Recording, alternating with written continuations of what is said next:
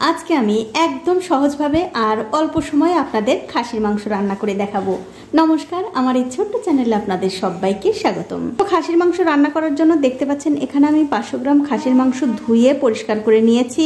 এখন এর মধ্যে দিয়ে দিচ্ছি স্বাদ মতো নুন আর একটু হলুদের গুঁড়ো, আর দিয়ে দেব সামান্য একটু তেল। এবারে সবকিছু দিয়ে এই মাংসগুলো ভালো করে মাখিয়ে নেব।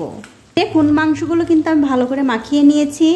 এখন এই মাংসগুলো আমি একটা প্রেসার কুকারে দিয়ে দিচ্ছি। আর এই যে মাংসের যে চর্বিগুলো আছে এগুলো কিন্তু আমি প্রেসার কুকারে দেব না, তবে কখন দেব সেটা আপনারা ভিডিওটা দেখতে থাকুন, তাহলেই বুঝতে পারবেন। এখন আমি এই মাংসের মধ্যে সামান্য একটু জল দিয়ে প্রেসার কুকারের ঢাকাটা বন্ধ করে 4টে সিটি দিয়ে নেব। ওদিকে মাংসগুলো সেদ্ধ হতে হতেই বন্ধুরা এদিকে আমি মাংসের জন্য একটা মশলা তৈরি করে নিচ্ছি। তার জন্য একটা মিক্সিং জারে দিয়ে দিলাম 3-4টে পেঁয়াজ, একটুখানি আদা, 2টো রসুনের কোয়া, 4-5টা কাঁচা লঙ্কা, আর দিয়ে দেব সামান্য একটু জল। এবারে মিক্সিতে খুব ভালো করে বেটে নিতে হবে। দেখুন মশলা কিন্তু খুব ভালো করে বেটে নিয়েছি।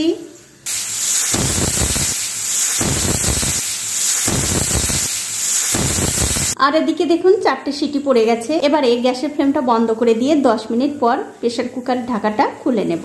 এখন দেখতে পাচ্ছেন একটা কড়াইতে তেল গরম করতে দিয়েছি। তেলটা যখন ভালো করে গরম হয়ে যাবে তখন এই তেলের মধ্যে ভেজে নিতে হবে কিছু আলু। দেখুন আলুগুলো কিন্তু খুব ভালো করে ভেজে নিয়েছি। এই আলুগুলো তুলে নিচ্ছি। এবারে ফোড়নের জন্য ওই তেলের মধ্যে দিয়ে দিচ্ছি 2টো শুকনো লঙ্কা, গোটা দারচিনি, 2টো তেজপাতা, 3টে সাদা এলাচ আর 1 চামচ গোটা জিরা। এবারে এই ফোড়নগুলো তেলের সঙ্গে একটু ভালো করে ভেজে নিতে হবে। যখন দেখবেন এই ফোড়ন থেকে খুব সুন্দর একটা মিষ্টি গন্ধ বেরোচ্ছে তখন এর মধ্যে দিয়ে দিতে হবে 2টো পেঁয়াজ কুচি। এখন এই ফোড়নের সঙ্গে পেঁয়াজগুলো একটু ভালো করে লাল লাল করে ভেজে নিতে হবে। দেখুন পেঁয়াজ কিন্তু আমি খুব ভালো করে লাল লাল করে ভেজে নিয়েছি। এখন আমি এর মধ্যে দিয়ে দেব আগে থেকে করে রাখা সেই মশলা। এবারে মশলাটা পেঁয়াজের সঙ্গে ভালো করে মিশিয়ে দিয়ে এর মধ্যে দিয়ে দিচ্ছি স্বাদ মতো নুন, 2 চামচ হলুদের গুঁড়ো, 3 চামচ লঙ্কার গুঁড়ো, 2 চামচ জিরার গুঁড়ো, 2 চামচ ধনিয়ার গুঁড়ো। সবশেষে এর মধ্যে মিক্সির বাটিটা ধুয়ে একটুখানি জল দিয়ে দিচ্ছি যাতে এই মশলাটা কষানোর সময় পুড়ে না যায়। এবারে গ্যাসের ফ্লেমটা মিডিয়ামে রেখে এই মশলাটা খুব ভালো করে কষিয়ে নিতে হবে। দেখুন মশলাটা প্রায় 5 মিনিট সময় ধরে খুব ভালো করে কষিয়ে নিয়েছি। এখন আমি এর মধ্যে দিয়ে দিচ্ছি 2 চামচ টক দই, আর দিয়ে দেব 2টো গোটা রসুন। এবারে গ্যাসের ফ্লেমটা মিডিয়ামে রেখে টক দই আর রসুনটা এই মশলার সঙ্গে আরও 2 মিনিট মতো ভালো করে কষিয়ে নেব। দেখুন মশলা কিন্তু আরও 2 মিনিট সময় ধরে খুব ভালো করে কষিয়ে নিয়েছি।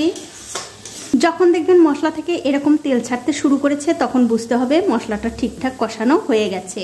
এখন আমি এর মধ্যে দিয়ে দেব আগে থেকে সেদ্ধ করে রাখা সেই মাটন। আর এই যে মাটন সেদ্ধ করার জলটা এটা কিন্তু আমি ফেলে দেব না, এটা আমাদের পরে কাজে লাগবে। সাথে আমি ভাজা আলুগুলোও দিয়ে দিলাম, আর দিয়ে দেব আগে থেকে তুলে রাখা সেই চর্বি। এবারে সব কিছু মিশিয়ে এই মাটন আরও 5 থেকে 7 মিনিট খুব ভালো করে কষিয়ে নিতে হবে। দেখুন একটা ঢাকা দিয়ে এই মাংস কিন্তু 7 মিনিট আমি খুব ভালো করে কষিয়ে নিয়েছি। দেখতেই পাচ্ছেন মাংস থেকে কিন্তু তেল ছাড়া শুরু করে দিয়েছে। এখন আমি ঝোলের জন্য দিয়ে দিচ্ছি আগে থেকে মাংস সেদ্ধ করে রাখা সেই জলটা, আর দিয়ে দেবো একটু গরম জল। তবে বন্ধুরা ঝোল কিন্তু আপনারা আপনাদের প্রয়োজন অনুযায়ী দিবেন, আপনাদের যতটুকু দরকার ঠিক ততটুকুই দেবেন। তবে আমার কাছে খুব একটা বেশি ঝোল না দিলেই ভালো হয়, তার জন্য আমি অল্প একটু ঝোল দিয়ে দিলাম। এবারে জলের সঙ্গে মাংসগুলো খুব ভালো করে মিশিয়ে দিয়ে এর মধ্যে দিয়ে দিচ্ছি 1 চামচ কাশ্মীরি লঙ্কার গুঁড়ো, এতে করে এই তরকারির কালারটা খুব সুন্দর হবে।